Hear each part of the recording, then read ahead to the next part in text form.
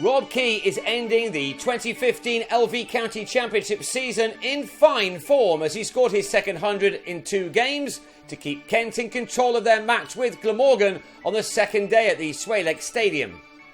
The home team started the second morning on 65 for 4 but lost night watchman Andrew Salter to the second ball as he lost his off stump to Darren Stevens. That meant that half of Glamorgan's wickets had fallen and they were still 244 runs behind. A follow-on was a big possibility. Anya Donald had struck the first boundary of the day but was soon also bowled by Stevens for 16, now with the score on 91 for 6. And that became 101 for 7 when Chris Cook, who'd resumed his innings on 20, nicked Matt Hunn behind to go for 31. The Welshmen were in big trouble and so Graham Wagg and Craig Macheda, 2 all-rounders who've put in some impressive performances this summer with both bat and ball, decided to go after the Kent bowling whenever they could.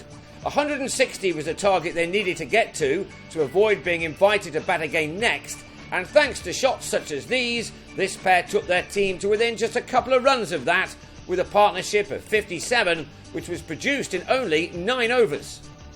Adam Riley was called into the attack and at the end of the second over of his spell, he watched Macheda mistime a shot over the top to find Daniel Bell-Drummond in the deep instead.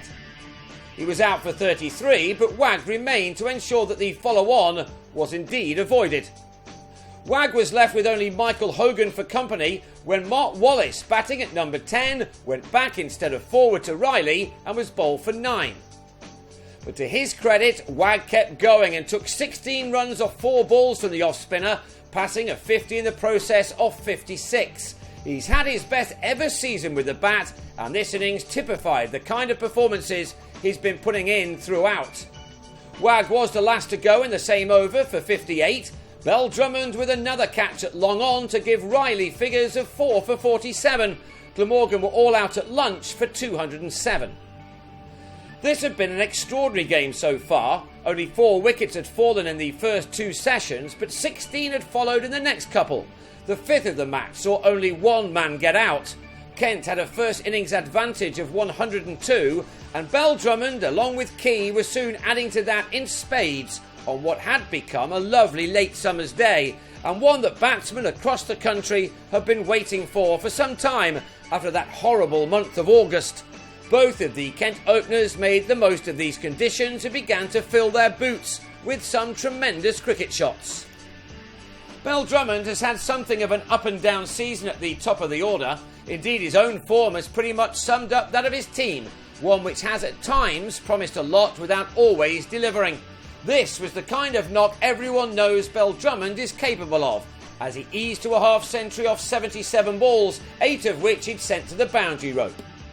His partnership with Key had added 114 runs to the lead in 26 overs, the former England man making 44 of those. But then, somewhat surprisingly, Bell-Drummond stretched too far forward and edged Salter to Colin Ingram at slip. Bell-Drummond was out for 54, his side coming out after tea with 124 runs on the scoreboard and the lead now standing at 226. Joe Denley was back in at number 3 after batting at 5 in the first innings, and he was quickly adding to Glamorgan's pain, enjoying himself against the home spinners. The pitch now looked as flat as a pancake, the way he and Key were going about their business.